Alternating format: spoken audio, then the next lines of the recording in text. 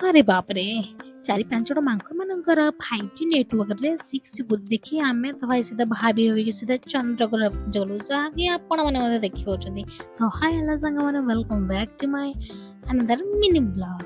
ତ ମୁଁ ଚାଲିଲି 5-6 ମାଙ୍କଡ଼ ବିଲେଇମାନଙ୍କ ଖେଳ ଦେଖିତେ ଲାଗି। ଆରେ ବାପରେ! ଏଠାରେ ତ ଗୋମାତା ବି ଦର୍ଶକ ବନ୍ଧୁ ହେଇଗଲେ। ଆପଣମାନେ ମଧ୍ୟ ଫ୍ରିରେ ହେଇପାରିବେ। ଆରେରେ! ଏଠାରେ ତ 5G ନେଟୱାର୍କରେ 6G ବୁଦ୍ଧି ପ୍ରୟୋଗ ଦେଖି ଆମେ ଧଇ ଭାଇ ଭାବି ସିଧା ଚନ୍ଦ୍ରରୁ ମଙ୍ଗଳ ଗ୍ରହ ପହଞ୍ଚିଗଲୁ, ଯାହାକି ଆପଣମାନେ ମଧ୍ୟ ଦୂରଦର୍ଶନରେ ଦେଖିପାରୁଛନ୍ତି। ଆରେରେ! ଖେଳ ମଧ୍ୟରେ ଆମକୁ ଭୋକ ଲାଗିଯାଇଥିଲା, ତ ଆମେ ଚାଲି ଯାଇଥିଲୁ ଖାଇବା ପାଇଁ। ଏଥର ପୋଷ୍ଟମର୍ଟମ ତ ହବ, କିନ୍ତୁ ଆମରି ହାତରେ ନା ବୋଉଙ୍କ ହାତରେ ହେବ।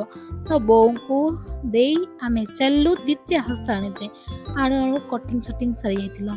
ଆରେରେ ସାଙ୍ଗମାନେ, ତମେ ମାନେ ଦେଖି ଦେଖି ଥକି ଯାଇଥିବ, ନିଅ ଟିକେ ଖାଇଦିଅ। ତ ଆମେ ଟିକେ ଖାଇଦଉଛୁ।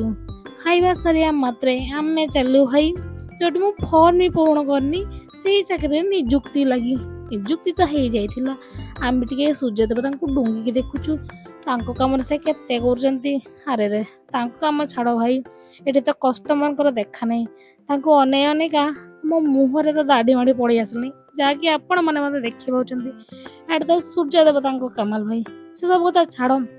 ତମେ 3 ମାଙ୍କଡ଼ ଚାଲିଲୁ ଟଙ୍କା ଏଇ ପାଣି ଆଣିତେ ଲାଗି। ଆରେ ପାଣି କଥା ତ ଛାଡ଼, ଏଇ ମାଙ୍କଡ଼ ଏଇ ସିଟ୍ ରିଜର୍ଭ କରି ରଖିଛନ୍ତି। ତ ସେଥିପାଇଁ ଆମ ମନରେ 5 କିଲୋ ପଥର ଥଇ ଆମେ ତ ଭାଇ ଚାଲିଲୁ।